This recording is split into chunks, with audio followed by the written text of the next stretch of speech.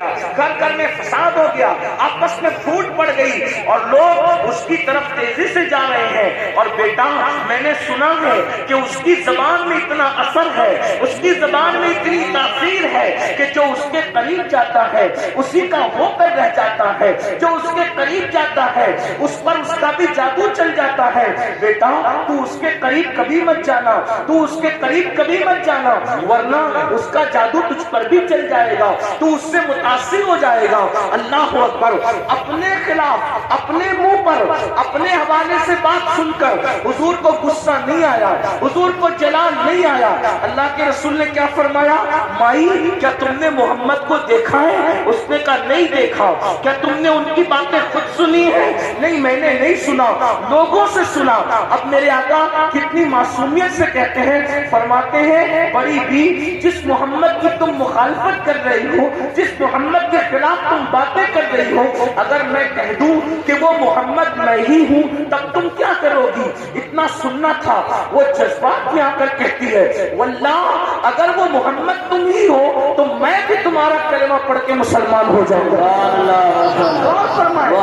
اندازہ فرمائے اللہ کے رسول علیہ السلام، اللہ کے رسول علیہ السلام اپنے کردار سے، اپنے اخلاق سے، اپنی سیرت طیبہ سے لوگوں کے دلوں کو اس طرح سے فتح کیا۔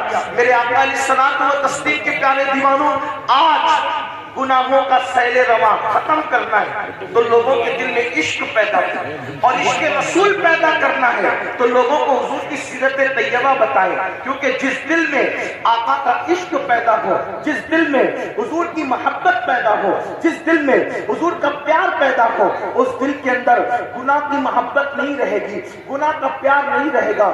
جس نے بھی حضور سے عشق کیا، جس نے بھی حضور سے پیار کیا، وہ پھر گناہوں کے اندر نہیں رہ سکا، وہ گناہوں کے دلدل سے باہر نکلا، وہ جرائم کے دلدل سے باہر نکلا۔ حضور علیہ السلام کا عشق ہے ہی ایسا جو انسان کو گناہوں کے دلدل سے نکال کر نیکیوں کی شاہراہ پر لا کر کے کھڑا کرتا ہے۔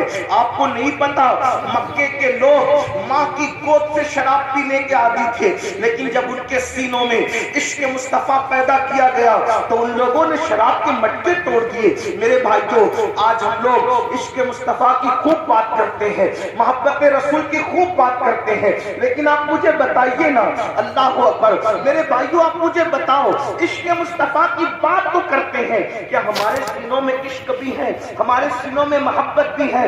اللہ اکبر۔ حضرت سلیمان علیہ السلام پر جو اللہ نے صحیفہ اتارا تھا اس میں یہ بات لکھی ہوئی تھی، کیا لکھی ہوئی تھی؟ کہ جس کو ہم دیکھتے ہیں کہ اس کے دل میں ہماری محبت کی بجائے گناہ کی محبت ہوتی ہے اس کے دل میں، تو ہم اپنی محبت اس سے چھین لیتے ہیں۔ اللہ اکبر۔ یعنی جو گناہ سے پیار کرے اس کے دل میں اللہ رسول کی محبت کبھی جگہ کر ہی نہیں سکتی۔ اب آپ اپنے دلوں کو ٹٹولیے میرے بھائیوں، اپنے سینوں کو ٹٹولیے، کیا ہمارے سینے میں عشق مصطفیٰ ہے یا پھر گناہ کی محبت ہے؟ یاد رکھیے اگر ہمارے سینے میں گناہ کی محبت نہ ہوتی تو ہم لوگ کیا چوری کرتے؟ ہم میں سے کوئی چوری کرتا؟ ہماری قوم کے اندر کوئی چور ہوتا؟ اگر ہمارے سینے میں گناہ کی محبت نہ ہوتی تو کیا ہماری قوم کے اندر کوئی زانی ہوتا، کوئی شرابی ہوتا، کوئی تاش کے پتے کھیلنے والا ہوتا، کوئی ماں کی نافرمانی کرنے والا ہوتا، کوئی ماں کے خلاف باتیں کرنے والا ہوتا، کوئی باپ کے خلاف باتیں کرنے والا ہوتا؟ دیکھو آج کے نوجوان عشق مصطفیٰ کی بات بھی کرتے ہیں۔ جب میرے جوان کہتے ہیں اللہ اکبر غلامی رسول میں موت بھی قبول ہے، ہم کہتے ہیں میرے بھائی ابھی موت کی اور مرنے کی ضرورت نہیں ہے، نبی کی غلامی میں ابھی مرنے کی ضرورت نہیں ہے، ابھی نبی کی غلامی میں صرف زندگی گزار تو یہ بات ہے۔ آپ مجھے بتائیں جو قوم نبی کی غلامی میں زندہ نہیں رہ سکتی وہ قوم نبی کی غلامی میں موت کیا قبول کر سکتی ہے؟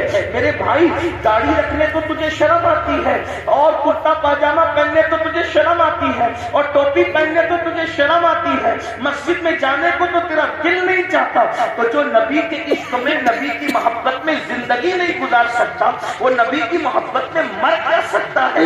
نعرے لگا کر کے خود پریشان نہ ہو دوسروں کو پریشان نہ کرو میرے عزیز. زندگی گزار لو عشق رسول میں یہی بہت بڑی بات ہے. اور جو عشق رسول میں جیے گا وہ کبھی کسی کی حق تلفی نہیں کرے گا. آپ بار بار ساری باتیں سنتے ہیں لیکن بھول کیوں جاتے ہیں؟ دیکھیے عشق و محبت کے اندر ایک نام ہے حضرت سیدنا اویس قرنی کا. ہم ان کو عشق و محبت کا امام کہتے ہیں. میں واقعہ نہیں بیان کروں گا صرف اشارہ دوں گا. تفصیل کے ساتھ میں حضرت اویس قرنی کی زندگی کبھی پڑھ چکا ہوں لیکن آپ سے پوچھتا ہوں اندازہ فرمائیں اویس قرنی کے لیے ایک طرف دیدار رسول ہے یعنی حضور کا دیدار ہے اور دوسری طرف ماں کی خدمت ہے. اویس قرنی نے حضور کا دیدار نہیں کیا بلکہ ماں کی خدمت کی کیونکہ حضرت اویس جانتے تھے کہ دیدار کے بغیر بھی کوئی عاشق ہو سکتا ہے. دیدار کے بغیر بھی کوئی عاشق ہو سکتا ہے لیکن نافرمان ہو کر کوئی سچا عاشق نہیں ہو سکتا. اس لیے آپ نے ماں کی خدمت کو ترجیح دی. جب ماں کی خدمت کو ترجیح دی تو صلہ کیا ملا؟ صلہ یہ ملا کہ اللہ کے رسول اپنا نمائندہ بھیج کر اویس کے پاس کہلواتے ہیں کہ اویس سے کہنا کہ وہ میری امت کے لیے مغفرت کی دعا جانے دعا جس سے دعا کروا رہے ہیں وہ اویس قرنی اور امت کو حضرت اویس قرنی کی شان بتا رہے ہیں. کیوں؟ اور پھر پوچھا گیا اویس قرنی کو یہ مرتبہ کیوں ملا تو فرمایا ماں کی خدمت کی وجہ سے. آج عاشق رسول کہلانے والے میرے بھائی مجھے بتائیں کتنے لوگ ماں کی خدمت کرتے ہیں؟